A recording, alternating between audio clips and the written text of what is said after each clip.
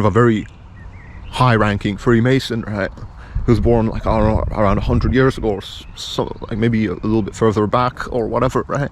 He said that, you know, we shall unleash the nihilists and the atheists, and we shall provoke a formidable social cataclysm, right? You can kind of find this quote on the internet if you kind of search Albert Pike and we shall unleash the nihilists and the atheists. Right? He said nihilists and atheists. He used these words in the same sentence, right? Because he understood, right, that, you know, atheism and nihilism are they're really synonymous with each other, right? Because, you know, again, you know, atheism says that we're all accidents, right? You know, if we're accidents, that means that nothing has any real value and purpose or meaning and stuff like that. Right? Nothing has any real value or purpose or meaning. You know, if we're accidents and stuff.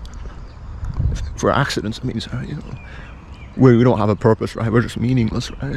You know, and this is nihilism, right? This is nihilism, right? This is nihilism, right? This is what nihilism is and stuff, right? This is nihilism. You know, if we're accidents, right? That means nothing has any real purpose or value or meaning, right? This is nihilism. So that's why, you know, it's not hard to figure out, right? That, you know, atheism results in nihilism. It's a Trojan horse for nihilism. It's kind of scary. That's kind of scary, man. That's really scary. There's a cat there.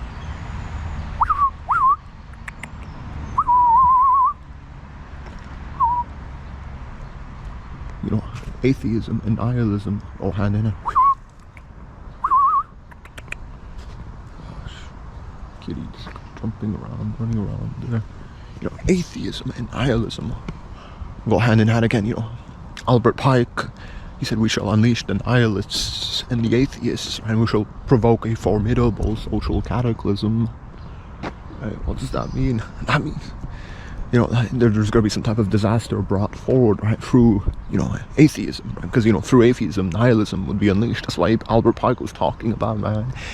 I don't know if it was specifically in his book Morals and Dogma, or if it was in some other piece of literature made by him, or if his quote was from somewhere else, but, you know, he said this, right, and he was correct, right? Because, you know, atheism is a Trojan horse for nihilism, right? Atheism says we're all accidents, right? Everything's an accident, right? There was no designer, no maker, no creator, so we don't have any real purpose or value or meaning. We're just kind of empty creatures that are kind of meaningless, right? And, you know, this is like literally nihilism, right? You can see, right? Atheism is a Trojan horse for nihilism, and this is why I believe that, you know, atheism is the biggest conspiracy in the modern world, right? It's a bigger conspiracy than, you know, the flat Earth,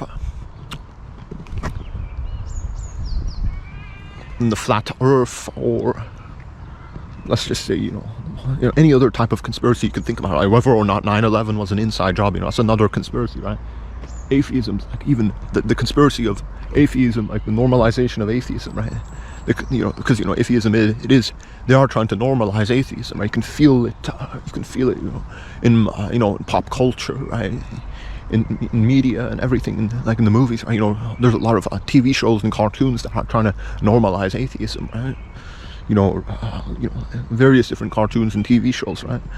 You know, like I would say Rick and Morty, you know, that's a popular example, right? Plenty of other things similar to that, right? You know, atheism, right? It's a Trojan horse for nihilism, right? That's how I would say that.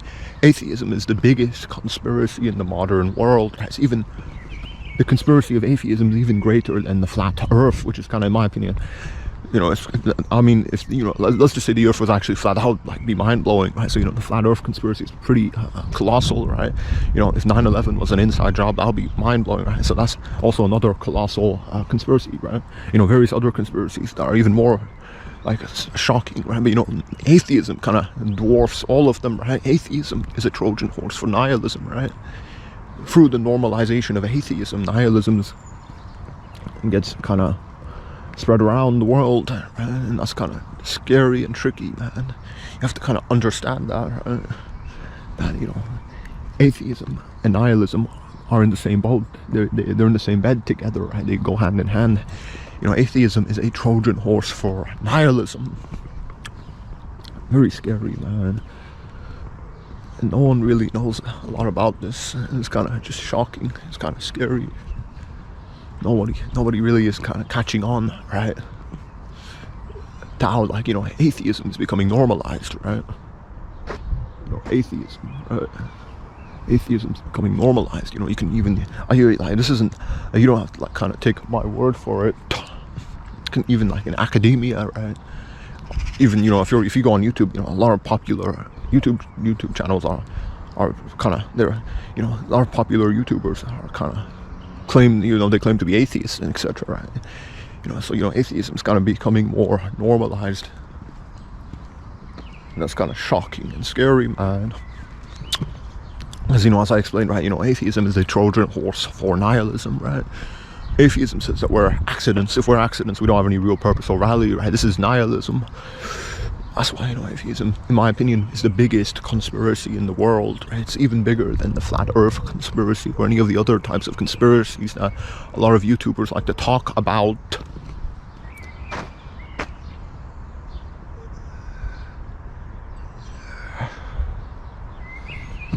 It's even bigger than a lot of these other conspiracies a lot of YouTubers like to talk about, right? Atheism. Right, you know, because, you know, atheism is a Trojan horse for nihilism, right? Atheism says we're accidents. If we're accidents, we don't have any real value or purpose or meaning ascribed or attached to us, right? Because, you know, we're just accidents. Because there was no creator, no God, no designer. Right? Everything was just kind of spawned from chaos and just for no reason, right? Everything is just an accident, right? There is no real purpose or value to this world, right? It's just all an accident. And this is what atheism says, right? You know, this is why I believe that atheism, you know, is a Trojan horse for nihilism, right? This is why I believe that atheism is the biggest conspiracy in the modern world. It's a conspiracy that's even bigger than, let's just say, you know, than the flat earth conspiracy or any other type of conspiracy, right? You have to understand, right, that atheism is kind of, you know, it's the biggest conspiracy in the modern world, in the modern age. Way bigger than the flat earth conspiracy, again, and any other type of conspiracy, right? You know, atheism, you know, says we're accidents. If we're accidents, we don't have any real purpose or value or meaning, right? And so, you know, this is literally just nihilism, right? You know, again, atheism is a Trojan horse for nihilism. And yeah, and, you know, it's kind of, you know, because, you know, historically, right, people often relied on their religions for their spirituality, for their spiritual paths, or for their spiritual values and stuff, or for their meanings and existential purposes and whatever, right? They relied on their religions, right? You know, the Abrahamic religions, right? You know, they were like all over the world and stuff. They kind of helped people kind of continue existing and living and stuff. They offered a purpose, and right, you know.